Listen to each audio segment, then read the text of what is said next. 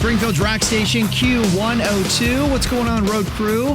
Hey, it's Cruz, and I am joined by a very special guest today. The driver of the number 16 Grizzly nicotine pouches Chevrolet for Kaulig Racing, Mr. AJ Allmendinger. Now, AJ, you are making your full-time return to the Cup Series this year. You guys already have 3 top 10 finishes, and things are looking pretty good. How do you feel about the team, your return, and the momentum so far for 2025? Yeah, I mean, I feel really good about it so far. It's been a really solid start to the year, especially, I'd say, the last 5 or 6 weeks at different types of racetrack, and that's what's been the most confident thing for me. Is it hasn't been one type of racetrack. It hasn't been just a road course. You know, we went to short tracks. We went to mile-and-a-half racetracks, and we've had good speed, and we've executed well and had good finishes. So we know there's still a good bit to go in the season, and to get to that next echelon and level of cars, we got to keep working hard, but it's been really good. So I've been happy about the start, and hopefully we can keep getting better. So the Cup Series making the return to Talladega this weekend. That track, very unpredictable, but you've had great finishes there in both the Cup and Xfinity Series, including a win in 2022.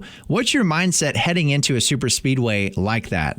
We just praying a lot. To be honest, they're challenging races, and they're definitely not my most favorite on the schedule, but with that said, I know that we can be pretty good there, and I've had success in the past. And as a Speedway guy, I'm not too bad. It's not always dictated by the things that you do on the racetrack at those types of places. And we had really good speed at Daytona before we had an engine issue. So I know we're going to have fast Chevys, but you just kind of got to be smart, and a little bit of luck plays into it, and just hope that you're there at the end.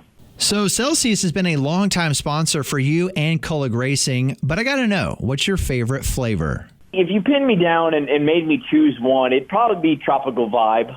But, you know, fortunate thing about it is, and I've tried a lot of them, I don't know if I went through every flavor, but it's pretty close. So at the end of the day, it's a great sponsor to have. They're very active. It's crazy just in the last 7 years that we've been partners together, just how big the company has grown worldwide. I'm happy to be a part of it. I'm super pumped that I've been able to put them in victory lane a couple times. Hopefully we can do more of that. Yeah, those are all good. I like the orange, but my favorite right now is the cherry cola. And it's hard to find right now, but when I do, it is definitely worth the hunt. I'm digging that new flavor. I'm with you on that. I had tried that a few weeks ago. Cherry cola sometimes, like cola flavors, sometimes you're always a little nervous of what it's really going to taste like, but I loved it as well, so I'm 100% with you. So let's switch gears here just a little bit. You welcome your first child in 2023. What's life been like since that? It's been great. You know, trying to learn how to be a father. Thank goodness that I have the best wife. My wife, Tara, is absolutely the best mom, and I joke around that she has 2 kids now because she still has to deal with me.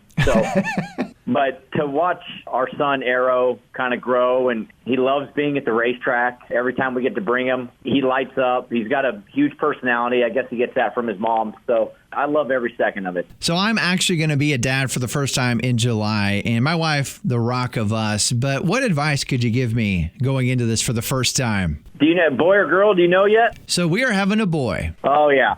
It's from everything that I've been told is the boys are definitely harder the first 3 to 4 years. So my wife, Tara, her brother, has 2 young children, 1 boy, 1 girl, and she's constantly talking to him like, oh, my God, what do I do? He's out of control. He's like, yeah, they're going to be like that for the first 3 to 4 years, and then they calm down a little bit. I would say more than anything, patience. Just work on your patience. I'm not very good at that, and that's what I'm trying to work on. Man, I'm not either. I'm right there with you. Yeah. So I know you're a big golf fan. Have you ever had any dream rounds lately or bucket list courses you're hoping to play out one day?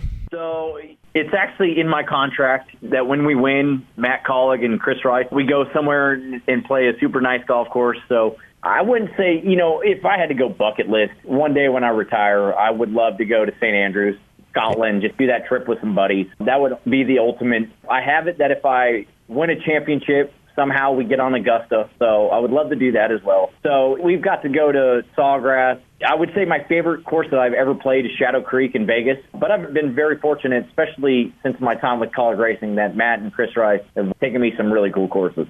You know, speaking of Matt and Chris, they just seem like down-to-earth team owners, like super chill. They get stuff done, but they like to have fun too. Now, I'll tell this quick story is that, you know, during COVID, when you had a lot of teams that were maybe having to let people go or cut and pay and things like that, Matt Kaulig was the first person to come out right away and tell all of his employees that, nope, you're still getting paid everything. We're going to ride through this. Eventually COVID's going to end, or, heck, we all thought it would end. We're not sure. Nobody really knew, but it never wavered. And Matt Kaulig especially, and Chris Rice leads that on a day-to-day basis. But, they take care of their people. They love this race team, and they're just a lot of fun to be around. Well, Kyle Larson announcing he's going to run the double again. Is that something that you'd be interested in? In my past life, I would have. I'm good now. At 43 years old and where I'm at in my life, I'm good. It was something I definitely would have had the opportunity to do, 10 or 15 years ago. I definitely would have done it. But I love watching Larson do it. I think he's the best that we have in this world right now.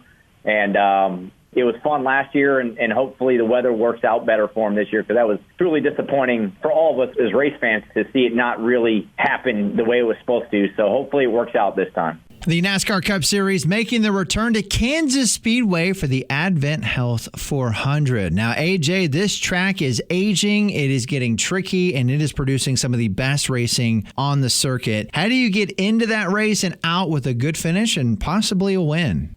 It's a racetrack that, especially when the weather's warm, it gets real slick.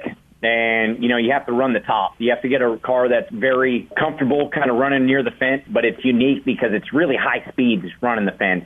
Take a place like Homestead, where it's really slick and you're running the fence. Your entry speed to the corners aren't very high just because you have to lift and use the brake pedal. Kansas, you're full tilt around the top, and you got to get a real good balance up there. It's a place that in the past we've had pretty good speed. I didn't run the Cup race there last year. I run the Xfinity races.